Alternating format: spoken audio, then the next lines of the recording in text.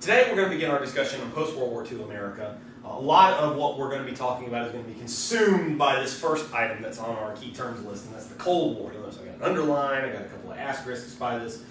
Part of that is not just I want to overemphasize how important this is going to be for our discussion today, but also how important this is going to be really for the rest of us for the rest of most of the rest of the semester here. The Cold War is going to dominate basically every major foreign, political, diplomatic, military, sort of every foreign policy decision the United States is going to make from basically 1946 through 1991. And some of them it'll be a huge part of the decision-making process, such as Nixon's trip to China in the 1970s, and somewhat it'll be a smaller part of the decision-making processes. But all of them is going to have sort of the Cold War kind of slinking around in the background. What do we do about this? And so we're going to talk about where the Cold War comes from. And we're going to talk about how this Cold War will develop at least into one hot war, the Korean War, here in the early 1950s. But we're also going to talk about a lot of changes here in terms of the United States, socially, culturally, politically, in the 1950s, with what's going on here and around the world in terms of how Americans are responding to the Cold War. Well, World War II, it comes and it goes. The Allies win, the Axis loses. But once World War II is in the rearview mirror, you've got to deal with the realities of the world. And World War II had two possible effects on the countries that participated in them. The first of them is it's going to impoverish them. It's going to wreck them. It's going to cause all kinds of problems for them. Or two, the other possibility is it gave them a great deal of power as a result of having participated in World War II. Well, you would expect countries like Germany and Italy and Japan to be impoverished by World War II. They're fought out, they poured all their resources into a losing war effort. In the cases of all three, they're going to be bombed out. Nobody more so than Germany and Japan. And so, the stuff's going to be blown up. They're going to be in bad shape. And of course, they're going to be invaded and conquered and their armies defeated. So, okay, yeah, that you expect them. However, just because you're on the Allied side doesn't necessarily mean that you're going to get off of this scot-free. You're going to look at Britain, who has to spend a lot of its political and military capital from its empire around the world to be on the winning side, is never going to really totally recover. As a result of that, you'll see a number of independence movements in places like India that will eventually break away from Britain's orbit with their empire. And so Britain really, even though they win, they kind of lose. France, conquered very early on in World War II, never really totally recovers from that. Yeah, they're on the winning side, and they do have a small sort of cadre of forces that they will be able to contribute to the Allied cause under General de Gaulle and people like that. But France is occupied by the Germans, and the Germans spend a good part of their 4-year occupation bleeding France dry of resources. And so a lot of the other Allied powers are going to be in kind of the same shape, where their strength is kind of drained away in fighting the Axis. So that only leaves us really with two to fall into the second category, and that's the United States and the Soviet Union, the Union of Soviet Socialist Republics, the USSR. They're the ones that are going to be really empowered by World War II, although not for exactly the same reason. All right? The United States is going to miss out on a lot of the devastation of World War II. One, it's not going to be very heavily damaged. The remoteness of the United States in terms of where the Axis powers are means they're never going to be able to get here, fight here, bomb here. And so, as a result of that, there's very little damage directly done to the United States because of the war. And they sit out the first half of World War II as it goes along. And by 1945, though, they had mobilized a whole bunch of stuff, and really they've got the world's best military. You got a lot of highly technical people, you got a really great Navy, you got some great technology that the United States had developed for fighting the war, and by 1945, the United States has a pretty awesome military in terms of its technical capabilities and what they can do. The USSR, on the other hand, had been extremely damaged. The western third of its country had been invaded and for at least part of the war conquered by the Germans. And they had deported a lot of people and killed a lot of people, and stuff gets blown up and fought out. And they, of course, the Soviet military tactics is nothing more complicated than, we're here, there's the enemy, just go right at them. But they have machine guns, they just keep going. And you just throw more men and men and men at the Germans until eventually the Germans run out of people before the Russians do. But there's going to be a great deal of destruction on the part of the Germans to the Russians and their military and their society, to their economy. But they had managed to mobilize their people. They mobilized their people, they mobilized their industry, and while they don't necessarily have the world's best military in 1945, they definitely have the world's largest. And as Joseph Stalin said, quantity has a quality all of its own. Now, by 1945, you get the Russians, they're coming in from the east, the Americans are coming in from the west, and they kind of meet in the middle in Central Europe with the defeat of the Axis powers. But once Hitler is removed as their common enemy, these guys that both have big militaries and are kind of facing in opposite directions realize that they don't really have a whole lot in common. And we're going to see that these guys are going to have competing goals as a result of that. And this is going to lead us to this Cold War scenario with the American flag and the Russian flag separated by barbed wire. A couple of these end of the war kind of conferences are really going to reshape how the Cold War is going to go forward. We're going to see that the victorious powers here are going to meet very early on, or about to be victorious powers, the United States, the British Empire, and the Soviet Union. They're going to meet together here at Yalta in southern Russia, and they're going to start this discussion and say, hey, look, we're about to win the war. What are we going to do about this kind of thing? And of course, at the meeting, you've got U.S. President Franklin Roosevelt, Winston Churchill, the Prime Minister of the British, and then you've got Joseph Stalin, the dictator of the Soviet Union. And they're kind of laying out the groundwork for this, all right? Once Germany is defeated, though, in the spring of 1945, there's going to be another one of these meetings that is going to take place at a place called Potsdam. Potsdam is a little, sort of like the Versailles of Germany, where you've got, this is the old palace of the German kings just outside Berlin. So essentially this is Berlin. But they're going to meet together at Potsdam, and they're going to say, okay, Germany's defeated, Japan is probably only going to last another few months, what are we going to do concretely about the world and the world order after World War II? The problem is with this, though, is two of the three players has now changed, all right?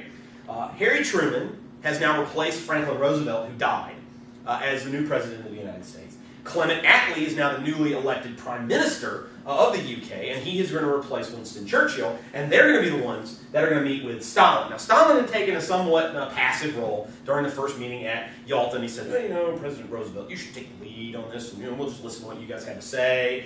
At Potsdam, though, Stalin suddenly becomes a very aggressive player, and he says, listen, the USSR has been invaded a couple of times now from Western Europe, first by Napoleon in the 1800s and now by the Germans in the 1900s. We're very worried about this zone to our west, and we should have a strong role in shaping, what the countries right around us are going to be, especially since, our army, the Red Army, has liberated these countries from Nazi occupation. Now, he does promise some kind of democratic practices for these countries to determine their new governments in the post-war world. Truman and Attlee, who are still kind of new to the game, all right, they say, okay, Stalin, all right, sounds like, you know what you're doing. I guess we'll go along with this. But there's a great deal of mistrust that begins to breed up between Stalin and then Truman and Attlee, especially with Harry Truman. Harry Truman was the only president in the 20th century to serve as president who never went to college. And he was never this sort of bookish, classically educated kind of guy. He would be somebody that you and I might refer to as they go with their gut, all right? And his gut told him that Stalin was a bad guy. And they never really totally trusted him, okay? To be fair, Stalin never really planned for democracy in all of these places, all right? He saw this as his moment to spread the communist system as a worldwide system, which, if you're familiar with the writings of Marx, that was something that he said that had to happen. Everybody everywhere had to be communist, rather than just being a one-country kind of phenomenon. So there's the big three, right? This is Clement Attlee, there's U.S. President Harry Truman, and then there is Joseph Stalin, leader of the Soviet Union. There's the table where they literally said, okay, who's going to get what, right? How are we going to do this? Let's all try to work together. And they're literally carving up the world at this one. Well, despite the fact that Stalin said that he liberated these countries and he promised some kind of democratic practices, in fact, all of these nations here in Eastern Europe that his army had pushed the Nazis out of turned very, very quickly here into Soviet puppet states where, oh yeah, they're independent, yeah, they have their own government, but they're all overrun by communists, and all these communists really take their cue from the Soviet Union, and all of this is going to happen between 1946 and 1948. So this sort of 3-year period is very, very quickly going to turn Eastern Europe all into these Soviet, what are referred to as satellite nations, where, yeah, they're technically independent, but they all orbit the Soviet Union, and they do what the Soviet Union tell them to do. And this is all going to happen through, in some cases, covert action. There's going to be some sneaky stuff. And in some cases, just out-and-out overt action. All right? The countries involved here, Czechoslovakia, Poland, Hungary, Romania, Bulgaria, and Yugoslavia. Now, the West looked at this and they said, hey, you're engaged in expansionism. You're doing the same thing that Hitler did. How can you do this? And so, Stalin, though, his guys are the ones that are sitting on the ground. They're the guys with machine guns on the streets. And so, all of these places are going to turn into police states, and unless the West wanted to come in and attack him, which they're not going to want to do, especially not after 1949, they're just going to have to leave it. And so this is the red here is of the Soviet Union, and then it expands here to the westward, and you can see what the growing fears and concerns of the West here. Right? Now, one of the problems with this is when the Allies were all pals and buddy-buddy with each other, right? They had said, well, what we're going to do is we'll share. We'll share Germany. Germany is our common enemy, and we'll figure out a plan of what to do with Germany once the war is over. Well, that sounded great in like 1944 and 1945, but in 1946, these guys realized we're not pals. We're not pals. We don't agree on things like personal freedom and democracy and stuff like that. And so there's no one group of them that's going to be able to agree on what to do with Germany. All right, and the plan initially, as far as Germany goes, was there should be one Germany. They get rid of the Nazi government, but there's supposed to be one Germany. There's only one German group of people, and so the plan had been to reunite them. Now, the Eastern Third, including the capital of Berlin, had been captured by the Russians. And the Western two-thirds had been overrun by the British and the Americans, and so neither one of them trusts the other side to give their part to the other one, and they can't do it jointly. So basically, they just wound up splitting this in half. The Soviets set up East Germany as a communist puppet state, and the Americans and the British, they set up West Germany, all right, into a Western-style democracy.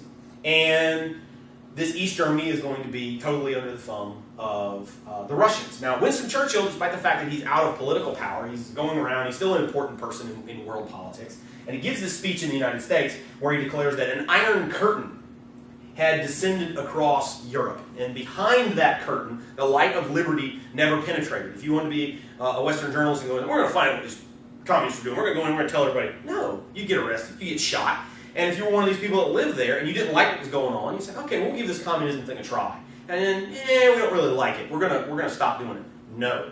You get arrested, you get shot, you get thrown off to some gulag in Siberia. And so the idea of true free elections, it doesn't exist. The idea of true political dissent doesn't exist.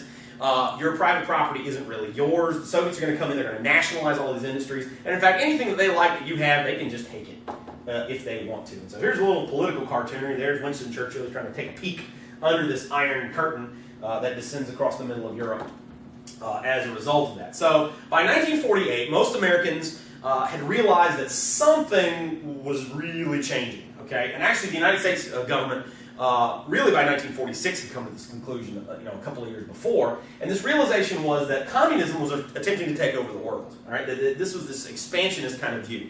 Now, this was a new idea that a lot of Americans had to get used to because the popular press and the propaganda position of the United States during World War II was that Stalin was a good guy. Yeah, he was a dictator. And yeah, communism is antithetical to the United States. But he's fighting the Nazis, and we've got a common enemy. And they often refer to him as Uncle Joe. Uncle Joe Stalin. Yeah, maybe that crazy uncle that everybody has that he gasses whole villages full of people. But other than that, he's a pretty good guy. By 1948 or so, a lot of people don't hold that view of Joseph Stalin. He's in fact seen basically the same way that they would have seen Hitler and Mussolini a few years before. He's a brutal dictator, he takes places over. If you don't like it, he has you beat up, shot, or thrown in jail.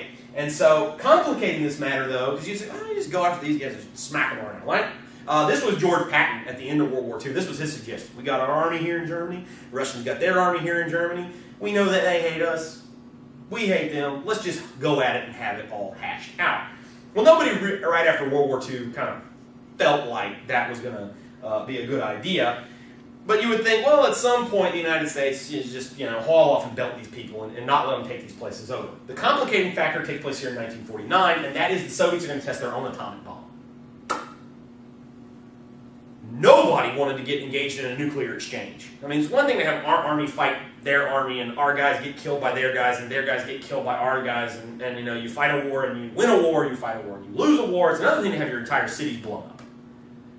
There's a lot of shock after World War II that the United States had developed a bomb that could blow up a whole city. This was okay. What do we do with that, right? Between 1945, though, and 1949, the United States had a monopoly on nuclear force. Okay, and they kind of felt safe and secure, right, with the fact that they were the only ones that could have this, and so there wasn't a great deal of urgency to do this. Instead, after 1949, after the Soviets test their own atomic bombs, say, hey, we got one of those bombs too. Nobody is going to want to fight in any kind of war, because in war, you push as hard as you can. What if one of these armies is losing and their other side, hey, let's just nuke them? Well, then they're going to nuke us, and then we're going to nuke them some more. Do you really want to live in a world that gets nuked out till nothing? So what this meant was, this resolution to this conflict over these antithetical worldviews is going to have to take place outside of the normal channels, right? When the Romans and the Carthaginians disagreed on who should control the Mediterranean, they just fought each other. Sent in their armies and their navies, and they fought each other. You fast forward to the early 1940s, and when the Americans and the Russians and the Nazis, when they disagree over who's going to control the world, they send in their armies and navies and air forces, and they just duke it out, and the winner gets to decide what kind of system is going to rule the world. Well, then you get to 1950 or so, you don't want to fight these guys directly, despite the fact that you've got a disagreement over what kind of system is going to govern the world, because it could lead to a nuclear exchange. So you're going to have to fight this war on some front other than the military. There's going to be a real reluctance, and it never would happen. In terms of this conflict, is going to have to find an outlet other than the military. And so this is why it's often referred to as the Cold War. Yeah, it has all the trappings of a war, different sort of movement of lines. It's got strategy, it's got resource management, it's got diplomacy, it's got, in some cases, spying that's going to take place, right? All those James Bond movies aren't completely made up, okay? A lot of them are based on reality. And it's going to last really until 1991, when the Soviet Union is finally going to fall apart. And so this question is, what government system is going to exist, because they're both mutually exclusive. You can't compromise between democratic capitalism and communistic socialism. And like I mentioned, this is going to dominate all the foreign policy decisions of the United States, big and small. So this is the Soviet army on the right, and this is the American army on the left, and this is them meeting in the middle after Nazi forces have been defeated, and they're all happy. Yay, hooray for us, we're shaking hands, Uncle Joe Stalin, he's a good guy. And just a few years later, this is what you see in the newspaper. Communism is the heir of fascism. And they've got their little salutes, and they've got their little symbol. It's the hammer and sickle versus the swastika. But ever increasingly, you're seeing that communism and the Soviets are being foisted up as these evil, evil guys. And this is their May Day parade that takes place every May 1st. It's a May Day. It's a big socialist/communist holiday all around the world. And they would parade their tanks and their missiles and these battalions of soldiers in Red Square near the Russian capital. And so, little political cartoonery here. This is the big ogre Stalin with his great big feely knuckles all over the earth. And of course, this is him as the Roman emperor with the wheels of his chariot or the hammer and sickle being in there crushing the masses of people below him. All right. Well, the United States had just come through not one crisis with World War II, but really two. And the first of those is the Great Depression, and then it immediately leads into the Second World War. And so now that World War II is over, a lot of people were afraid that the Depression would continue. They just go back to this sort of economic slump that had been in place prior to World War II kind of sparking a lot of economic activity to get out of it. Right?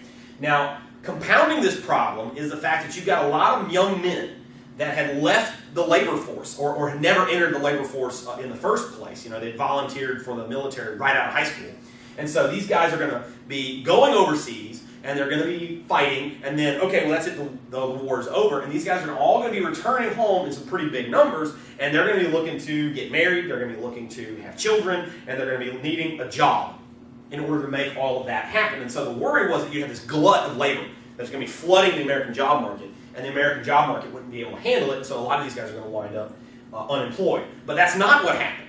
what happened was, in fact, that America's position as this industrial giant that had been cranking out, tanks and airplanes and machine guns and stuff like that, in a world full of destroyed nations, meant that if the people around the world wanted to buy products, generally speaking, they would have to buy it from the United States. And you just shift from tank and aircraft production over to cars and gasoline and civilian-made industrial products as well. And this is going to create a massive economic boom that's going to last almost unabated until 1970 or so.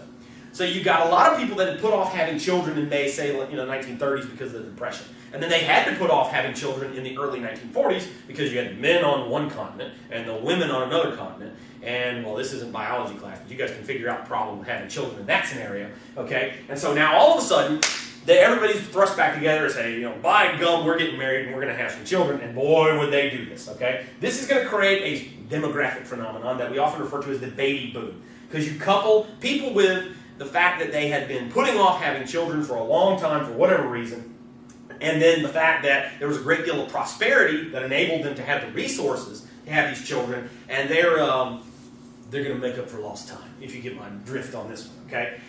You're also going to see the introduction of a new demographic reality that is neither urban nor rural. It's kind of between the two of them, and it combines some of those features for each one, and that is the suburban area, or the suburbs, as we refer to. Because these people, they like the fact that they can go into the city, because the city is where a lot of these higher-paying jobs are going to be, or these industrial jobs, but they don't want to live in these high-rise tenements where they're sort of living on top of each other. You've got a lot of dirt. You can't go outside and play. You don't have a backyard. And so they're going to want to move out of the city, but not so far out that they can't commute into. And so this is what's going to take place, is these growth of these suburbs, of these relatively affordable homes. A lot of modular housing is really going to come into place, and that is going to take a role in this.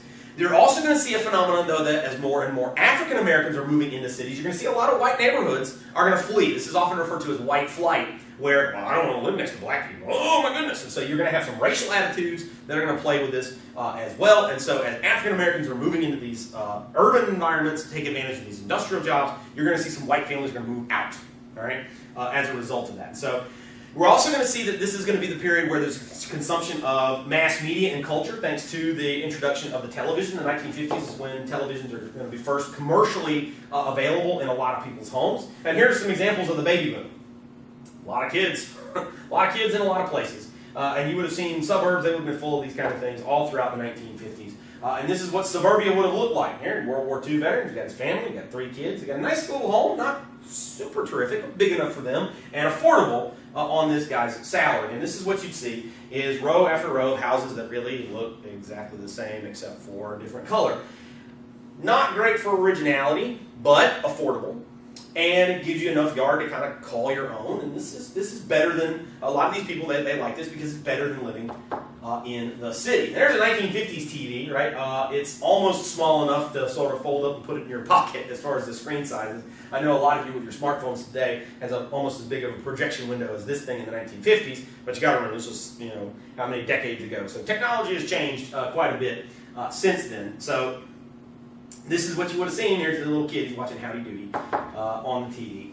And mass culture and mass media had a homogenizing effect on American life. This is an advertisement. This is a lady, she's a housewife who apparently does a lot of housework in a knee-length dress, high heels, and pantyhose. But she's doing an inventory of all of her cooking stuff. And the reason that this is an ad is, the company wanted to sell you a bunch of stuff. But this was what ever increasingly was happening, is a lot of the ethnic and a lot of the regional and in some cases income divides that make people pretty different are going to start blending together ever increasingly because of this interconnection through television, mass media, and things like that. Okay, so we haven't mentioned a whole lot about Harry Truman yet, because we're going to see that Harry Truman's response to the Cold War is really what's going to shape it for most of its existence, from 1946 and through 1991. Not bad for a guy who never went to college, right? So for those of you that don't know, Truman wasn't elected president, at least not at first. FDR had run for a 4th term, despite the fact that the body was kind of ravaged by polio and a bunch of other problems, apparently. He's going to run for a 4th term in 1944. He's going to win, but very early on into that 4th term, he's going to have a stroke and he's going to die. Okay, so Harry Truman described the moment when they came and told him, because he was then the vice president, and said, oh, the president's dead, you're the new president of the United States. He described it in a farming analogy from his days growing up in Missouri. He felt like a load of hay fell on him, because all of a sudden, he's just sort of hit by this, all right? Now, one of the things that you're going to see is Truman, okay, we're in this Cold War, what are we going to do about it, right? How are we going to respond to this? One of the things that he wants to avoid is a nuclear exchange, all right? But we want to oppose the Soviets because, in his view, the Soviets, the communism, it was evil. It was an evil kind of thing. It was a moral imperative that you had to stop it. And so, how do you do this without sparking World War III? Well, he proposes that you, one, avoid direct confrontation with the Soviets. When they do something, we don't just send in the army, and then they send in their army, and then they start fighting, and then the next thing you know, we're nuking each other's cities. So we're not going to do this one, all right?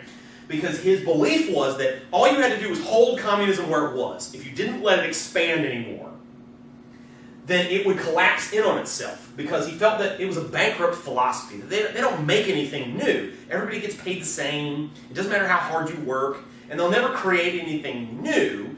They'll just eventually go broke, because people will see that it's a bankrupt philosophy, and they'll demand change through some kind of revolution or something like that. And so if you can keep it from getting new resources all the time, eventually it would collapse in on itself, okay? This was the idea that was called containment, that you just contain the Soviets where they were and just don't let them expand, okay? And a lot of people sort of made fun of this guy idiot, Truman, he doesn't know what he's talking about, he's not a smart guy. It turns out this is the one that the United States is going to want it following through most of the course of the Cold War. And we'll see eventually at the end, yeah, that's what happens. The Soviet Union is going to be stopped from expanding anymore until finally, late summer of 1991, it's going to collapse in on itself and it's going to fall apart, right? So, but how do you do this, okay? One, Truman is going to support the United Nations, all right? This is going to replace the old League of Nations, right? If the League of Nations' goal was to prevent another world war, we can conclude that it was an abject failure. In this, right, countries could associate freely, and they could continue to discuss their international issues without war, but, and this is the huge difference, is the UN is going to have significantly more teeth. The United States not only was actually going to join this, unlike the League, but there's also going to be a Security Council which is going to authorize the use of force. All right. Second was what became to be known as the Truman Doctrine. When you've got anybody anywhere that is trying to fend off a communist invasion, the United States is going to help these people by sending them supplies, medicine, guns, bullets, all that kind of stuff. And so that will hopefully prevent any communist takeover from anywhere around the world. And you'll see this first evidence in Greece. So here's a meeting of the United Nations, and they're all blah, blah, blah at each other in their own language. But this gives you an idea of kind of what the UN was like then, and basically kind of what it is like today. All right. One of the problems, though, of stopping communist expansion is, all right, who's going to be your allies and who's going to be your friends? A lot of the people that would fall in this category for the United States live in blown-up countries. The European economy was a wreck. There were a lot of people that were living in displaced person camps. As a result, they had fled their town. You've got a lot of people that were still fleeing from the Nazis, or in some cases, now they're fleeing from the communists. And a lot of people thought that when the winter of 1946 and 47, or 45 and 46 came along, that there would be people that were starving to death. That there simply wouldn't be the resources or the organization put together, right? So in the United States, one, you've got the humanitarian side of this, but two, you also have the political side of this, which is, what good is it if we stop communism, but there's nobody left to save from it, okay? So how do we build up our base here, especially in Western Europe? And we're going to see that Secretary of State George Marshall is going to come up with an idea that would be known as the Marshall Plan to try to deal with this, all right? This plan is going to call for the United States to step in and give millions upon millions of dollars to rebuild Europe's economy and put people back to work. Now, wow, that's awfully generous of the United States. Hold your horses there, Wilbur. Hang on, all right? Because this is aimed at accomplishing a couple of tasks for the United States, and we're going to see that in the long run, give is going to be not exactly what you might think, okay? One, you want to aid the people there. There's a straight-up humanitarian purpose that if they're starving, if their economies are in a shambles, you want to invest in them so just that way they don't die, right? They don't have horrible lives. The second one is you want to win influence, win friends and influence people here in what they felt was going to be a coming showdown with Stalin. Buying friends is one way to do it. This works, right? You might think this is kind of shady. You might not like it, but it's pretty successful. And then you also have to consider two. that if these guys are going to get money from the United States and they're going to use it to rebuild their economy, they're going to have to get stuff from somewhere. So they're going to turn right around and they're going to spend this money at U.S. corporations. And they're going to buy stuff from the United States. And American workers are going to be put to work doing this kind of aid. So in a lot of ways, this is kind of seed money. Okay? Now, they offered this, the United States offered this to all of Europe. The countries that were under Stalin's direct control, though, he's not going to let these countries take money from the United States. They have to be dependent upon him, even though it becomes really, really obvious after about 6 to 8 years that it was extremely successful. And so this is Uncle Sam and France and Britain and some of these other countries that have been trying to break through the Iron Curtain, and they're going to let the United Nations give it a shot. And this is Uncle Sam. He says, "You try, sister." This is the breakdown of the dollar amounts sent to Western Europe under the Marshall Plan, and the higher the stack of dollars is the more money. And you can see none of Stalin's countries, right, none of the Eastern Bloc are going to get any of this.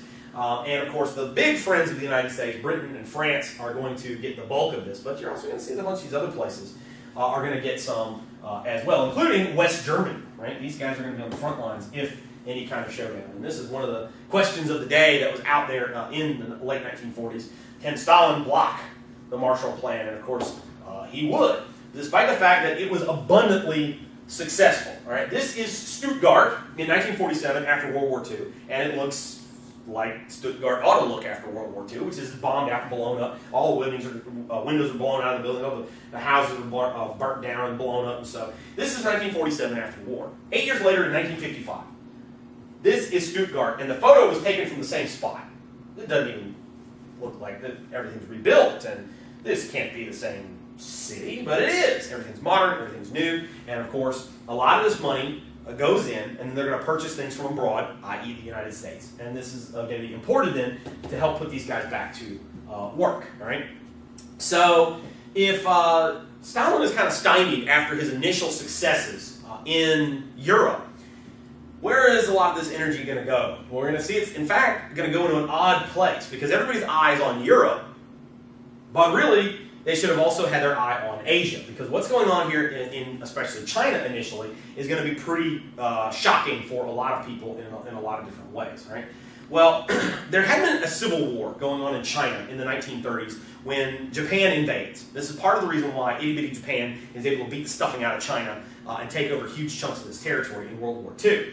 And so now that you've got Japan out of the way, Japan gets a couple of atomic bombs dropped on it by the United States, and then all right, Japan surrenders its forces, and they all go back home. Well, that civil war that they had kind of pushed the pause button on in the 1940s can now continue again in 1946. And these two major forces, you've got communists under Mao Zedong and nationalist forces under Chiang Kai-shek. And Chiang Kai-shek, essentially, he's a dictator, he's a warlord, okay? And they're going to start fighting each other again, all right? Now, Chiang Kai-shek's forces prior to the Japanese invasion, he'd been kind of winning the war. He had sort of smacked around the communist forces pretty well. But after the World War II episode is over, you're going to see Mao has learned some important lessons. And that's he's going to stop trying to mobilize because Mao had gone to Paris in the 1920s, and he had learned a lot of the ideas of Karl Marx and socialism. Industrial workers have to rise against their masters. And he takes that back to China, where there's very limited industrialization. And so not a lot of people are going to buy his stuff. So what he does is he takes the idea, though, and he starts applying it to non-industrialized people, and that is the poor people in the countryside that feel predated upon by the wealthy landowners. And now all of a sudden, he's got lots of people that are joining his little movement, and eventually he's going to defeat Chiang's forces in the Civil War, and he's going to drive them completely off the mainland to the island of Taiwan in 1949. Now Mao claims leadership over the entire country. Yeah, he doesn't have Taiwan yet, but he's got basically everything else. Well, the Soviet Union very quickly is going to say, yep, that's it. Mao, you're the legit government of China, and you're a communist. The United States' ally of the leader of the Chinese during World War II was Chiang. And so the United States said, no, Chiang is the legitimate leader of all of China, and we're not going to have any diplomatic relations with Mao because he's just this communist guy, okay? But most Americans realize what the deal is. Mao's won the war, and he's taken over China. And they're completely shocked because now the most populous country on the planet has fallen to communist forces. Then there's a lot of finger pointing in the United States government. Who lost China? Whose fault is this that we didn't have anybody over there to help these guys? And what we're going to see also is one of China's neighbors, North Korea, okay, had also been overrun by Soviet forces in 1949, and they're going to have a communist dictator, Kim Il-sung, in charge of them as well. And so this is Mao, and this is his propaganda he puts out about himself. He's a friendly, happy guy. He's just waving, to people. And you'll notice in his hand he's got a rolled up piece of paper. This was the idea of the communists. They were smart, and they would figure out how to run things better than anybody else. They've got these great plans, okay? They're not any smarter than anybody else. I would argue they're less smart than anybody else. But these aren't going to pan out. But this was the idea. There'd be enough for everybody to eat, and we'll have railroads and trains and trucks and ships and oil derricks and refineries and hydroelectric dams and cranes building huge cities and skyscrapers. Everything's just going to be awesome, okay? And so that may be what it says in Chinese. I don't know. I don't read Chinese. So this is Mao. He's surveying his military, and of course, a lot of this is all American equipment that was sent to Chiang. American jeeps, American 37mm anti-aircraft guns. That now, of course, is going to fall into Mao's hands as a result of that. And this is the political cartoon of 1949, right? Stalin and John Bull and Uncle Sam, right? They're playing high-stakes poker, and Stalin has won this round, and he's going to grab China out of the stack here. And so what you're going to see here is from 1946 through 1949 is just a string of communist victories, okay?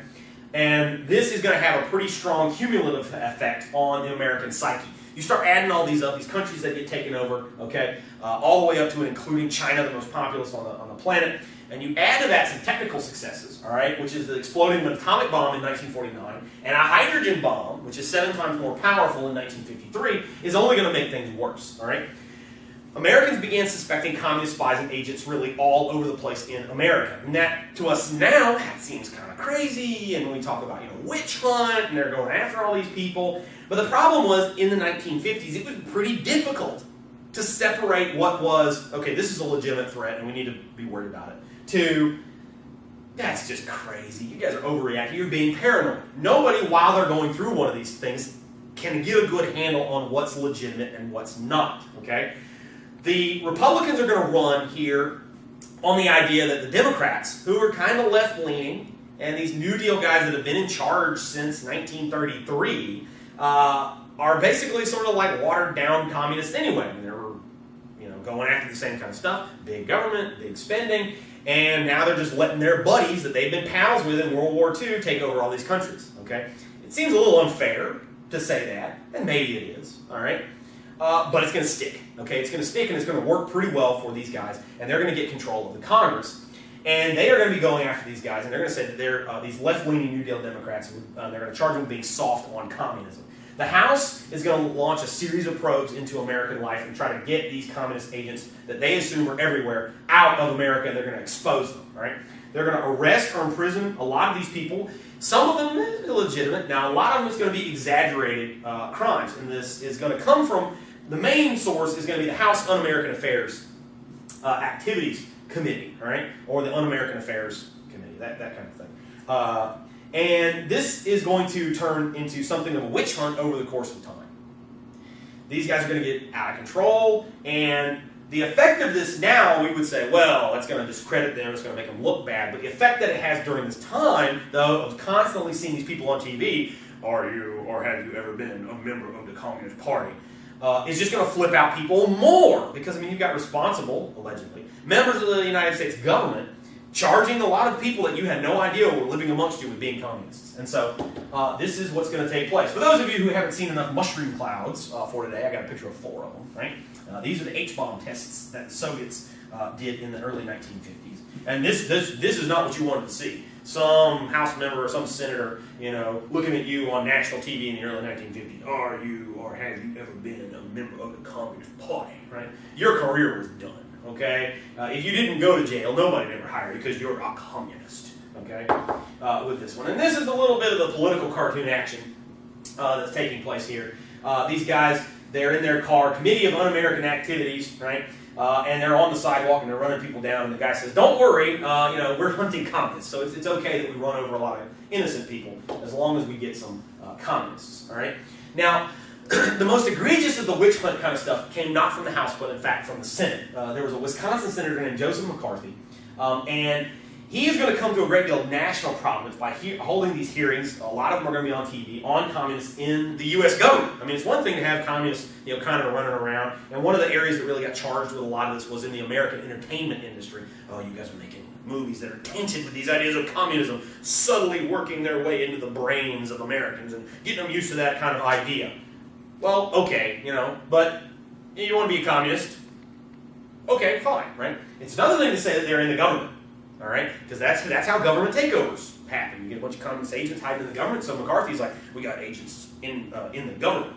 Okay, all right. So he starts hauling these people in, and he ruined a lot of people's careers, not with a great deal of evidence, but just by accusing people of being communists. Oh, you got this document here, and it seems to indicate you're a communist. I'm not a communist. And people crying, and so it was pretty crazy. Okay.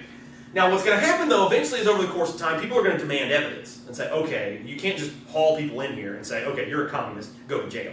That's it, you got me, right? They're going to demand evidence. And so what he's going to do is he's going to keep upping the ante. Every time that people, where's the evidence for this? Well, I've got a list. Oh, you got a list? Okay. And I'm going to start interviewing these people. We need to work through the process. And then, well, where's the evidence for these people? The list is even bigger than I thought. And so he would make these ever-growing charges, all right? Now, one of his early targets is going to be the State Department, all right? This is a pretty easy charge to make stick because the State Department, these are diplomats, and these are people that have to learn to work with people in other governments, whether they're communists or not. Now, it's true that some of them are kind of squishy, leftist, liberal kind of people, and so the charges of communism, they're not as hard to prove against this. And of course, they're diplomats, and they're civilians, and, even though they're in the government, there's a lot of abuse that they're going to take for this, okay? Eventually, though, all right, what's going to happen here is he's going to say, well, I've got evidence here that there are members of the army, and members of the military that are communist agents, okay? And he really gets put in his place when he starts bringing these generals in. Do you know some of these men under your command are communists? And of course the general, hey, look, we're the military, you tell us who these people are, and we're going to go, we'll get them, we'll arrest them, all right? Our job is to defend the nation. We're not going to put them in the communist thing. You tell us who they are. I don't think that there are any members, Senator, that you've got that you know. You need to tell us who they are. And basically, that's going to prove to a lot of people that the emperor has no clothes. All right? He's exposed as being a liar, and he's censured. And so, again, we look at it now from the comfort of, many, many decades later, and we say, well, yeah, that guy's a liar, and it cost him. But when you look at it as it's happening before you, up until that last moment, all he's doing is he's adding to the paranoia. He's whipping people up here into scaring a lot of American citizens, okay? So on the one hand, you get the House and you've got some in the Senate that are exaggerating the threat of communist agents. You do have two real spy cases of honest-to-God spying that's going on here in the United States government. Alger Hiss was convicted for spying on the United States, and he was a New Deal Democrat. And so this is going to give a lot of ammunition to these Republicans. See, we told you, right? You're also going to see, more disturbingly, scientist Julius Rosenberg and his wife Ethel. They were convicted of selling nuclear secrets to the Russians. So, how do you separate the faults, which you don't learn about the faults with like McCarthy and some of these other guys until like the end, from the real, which is that these guys, they really were spies. And they were really doing some bad stuff for the Russians. And so it's all happening right around the same time, so it's extremely difficult, and this is going to create that Red Scare kind of mentality here in America, right? So there's Joe McCarthy, and he's pointing his pen, communists here, communists everywhere, right? So, and this is Alger Hiss, and then these are the Rosenbergs. And Rosenbergs not only were put in jail, they were executed, okay? They were electrocuted, all right? So, like I said, a lot of people, when it comes to the Cold War, late 1940s, really the eye was kind of fixed on Europe. Soviet armies, they just launched this invasion at any point. They're just going to come in and they're just going to take these places over. So it catches some people by surprise that Kim Il-sung, the communist dictator of North Korea, in 1950 is going to launch an invasion on South Korea. All right? South Korea was a country that had been set up by the United States. Naturally, it had a democratic republic that was running things. And it really catches everybody off guard, right? The South Korean army doesn't really have a lot of forces in the area. All right, U.S. forces were relatively light, and they were not, they were not ready for this kind of fighting. And so North Korea's army catches everybody off guard. And so the U.S. and South Korean forces, they're surprised and they're pushed all the way into a small little pocket down in the southeastern corner of the Korean Peninsula around a city called Pusan, and they're now besieged. All right, they're sending out calls for help. Well, it looks like this is basically over, before things even really get started. That this is what Kim had counted on. That he goes, he attacks these guys before they really know what's going to happen. The fighting is over with. Okay. The Americans, though, they decided not to give up, and they're not going to allow communism to take over another country, especially not by force. Fortunately for them, the general that the United States had been using in World War II was pretty close, and he was in the theater. He was overseeing the reconstruction of Japan to take it from an imperial dictatorship over to a representative democratic country, and his name was Douglas MacArthur. And they come to MacArthur and they say, okay, look, you're in Japan, Korea's right next to you, we need you to go over there and fix this situation, all right? Tell us what you need. And MacArthur says, I need the Marines. So MacArthur comes up with a plan that should not have worked.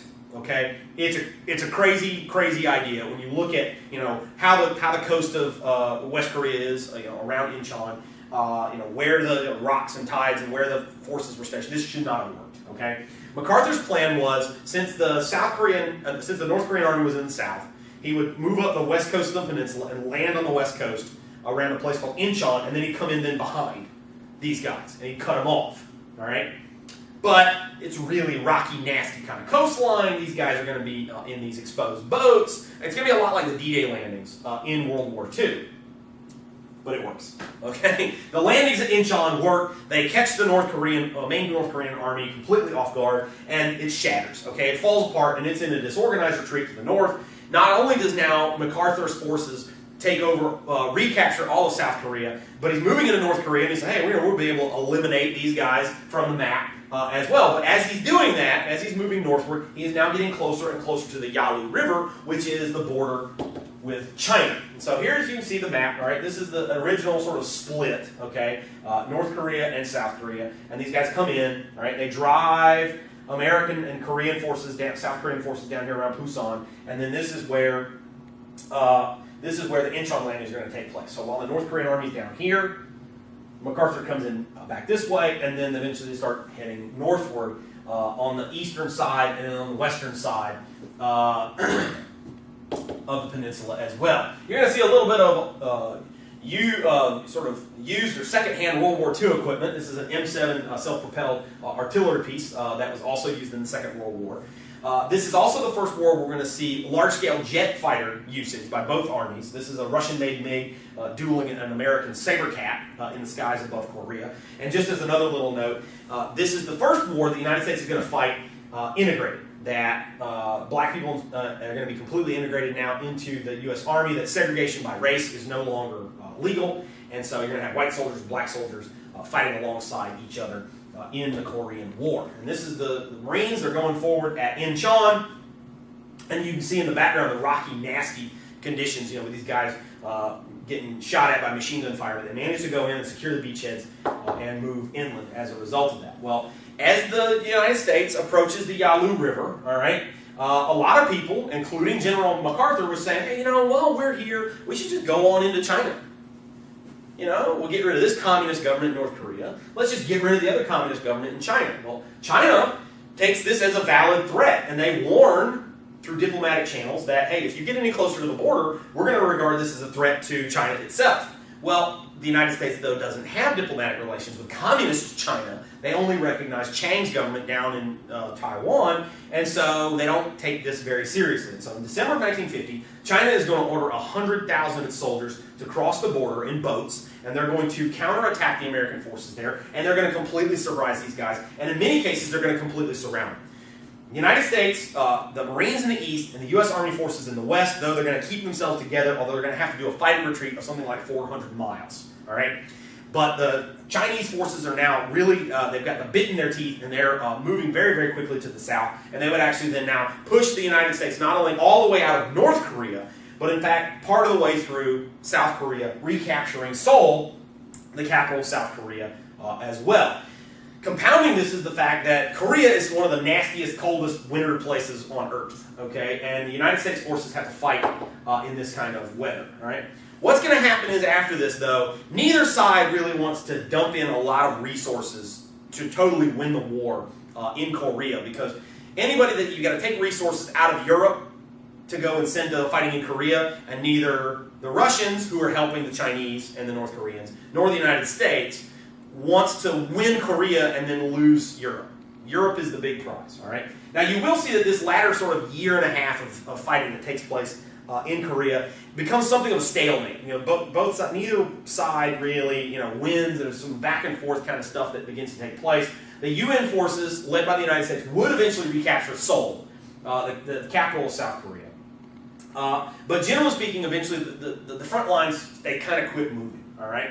So an armistice would eventually declare a truce, and that's where we still sit today. The war is still not officially over. We've never signed a peace treaty with the North Koreans or anything like that. We've just decided, okay, we're going to stop shooting at each other. And that's where it has kind of left off. So these are the phase lines. It starts out here, they push all the way down to here, okay, and then the U.S. forces go north, way up here near the Yalu River, and then they're surprised by the Chinese counterattack, and they get pushed down here, past the old border, and then takes them all the way back past the border, and so it's this back and forth kind of affair as a result of this. And these are the U.S. Marines are on the Chosin Reservoir during the Chinese counterattack, and they refuse to give up, even though they're forced to retreat a great deal. All right.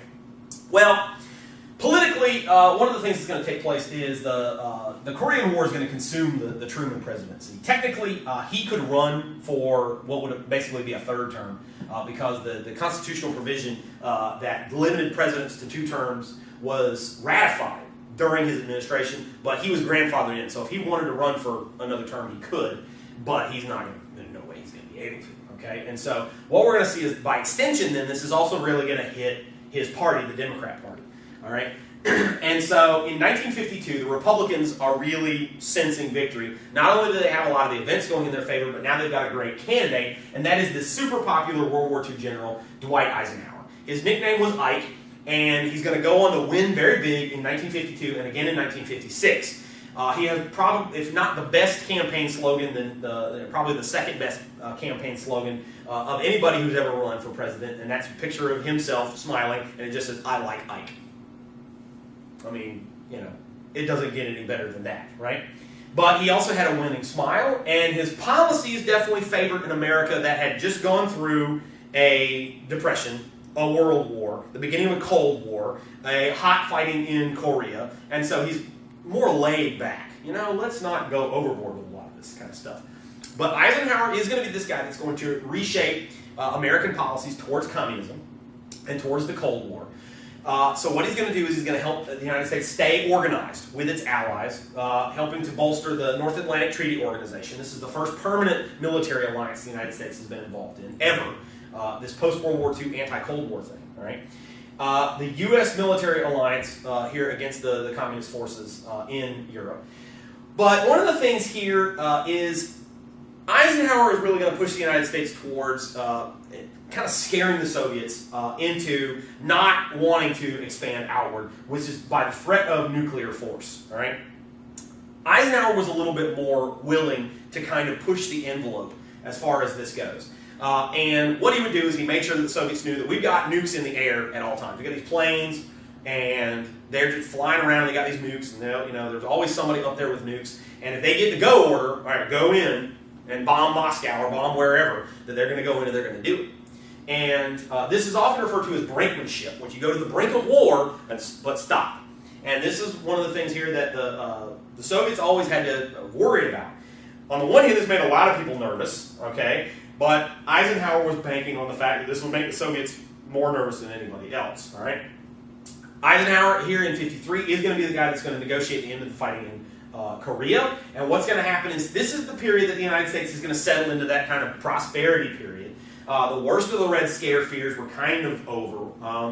McCarthy is going to be censured by the Senate in 1954, okay? And so Eisenhower had a pretty laid-back style, and he came to reflect Americans to be kind of laid-back after all these huge events that had taken place in the 1930s and the 1940s. All right, there it is. I like Ike. I mean, simple, to the point. I don't see how you can get any better than that. And so there's Eisenhower. He's working hard as President of the United States. Yep, he's going fishing. Right? This was intentional. Okay, Eisenhower wanted to take a more laid-back approach to being President of the United States, to get Americans, used to the idea that we don't have to be on the edge of our seats at every moment. But it is during the 1950s that a lot of the seeds of social upheaval that's going to take place in the 1960s are sown, all right? And the motivating factor for a lot of our protests by African Americans is actually going to be from World War II, and then the prosperity that takes place later, because a lot of the demands for better access in society have to come from people that have a certain amount of wherewithal to be able to pay for legal defense funds and media campaigns and things like that. And they have to realize that they're being denied access to society. Right? The first major success in this regard is going to come in the front of education. So in 1954, we're going to see that the Supreme Court is going to rule in the Brown versus Board of Education case. This is one of the seminal Supreme Court cases of all time. And they rule that segregation by race in public schools has to come to an end. Okay? Now, the problem with this is what's called stare decisis, which is a legal term meaning that you have to let the decision stand. All right? And this means that the reason that lawyers and judges go for this is once you decide a case, if it's valid and if it's just, okay, and you have to assume that it is, whenever you get a similar court case, well, you should get a similar outcome. All right? So once you've ruled on racial segregation, then you can't really try it again. Okay? And in fact, not only had they already done this before, they had done it 18 times before, and every time the Supreme Court said, yeah, racial segregation is okay. All right? But the way that it worked was you had to, if you had separate accommodations, they had to be, you could have them separate, but they had to be equal. All right? What the Supreme Court did, though, was they reversed the decision without having to reverse the previous decisions, because the court was led by the former governor of California named Earl Warren. And he led the court to a unanimous decision, all right, that separating was unequal. All right? Just the act of separating made it unequal. So that's how you got around this, all right? However, the court realized that a lot of these southern states, that segregation was almost holy to them, they weren't going to do it. The court's argued, you guys got to desegregate. And then they go, you know what? No, think so.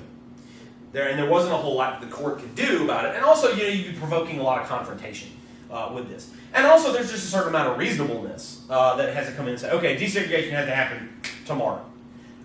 Well, we got to figure out which way the buses are going to run, and who's going to be in which class and not which class, and we got to get new books to students, and then take up and so who's switching districts. It's going to be a complicated affair, okay? But they also understood that they may be catching a lot of flack from these people who just don't want to do it at all, right? So they included this thing here with all due speed, meaning doing it as fast as you think you can, right? This also meant that a lot of these southern states would take that and mean, we don't really have to do it at all, right?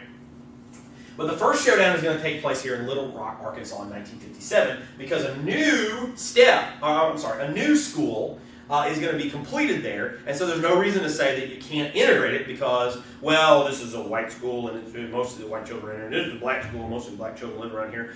It's a new school. There's no reason to think that you can't integrate it. All right? Now, Eisenhower, he was very interested in making sure that desegregation took place, but he also doesn't want to cause a lot of social discord. And generally speaking, he took some pretty mild steps, okay, baby steps towards the civil rights movement. But in Little Rock, he tells the governor, Gustavus Faubus, all right, no, you're going to have to integrate this, okay?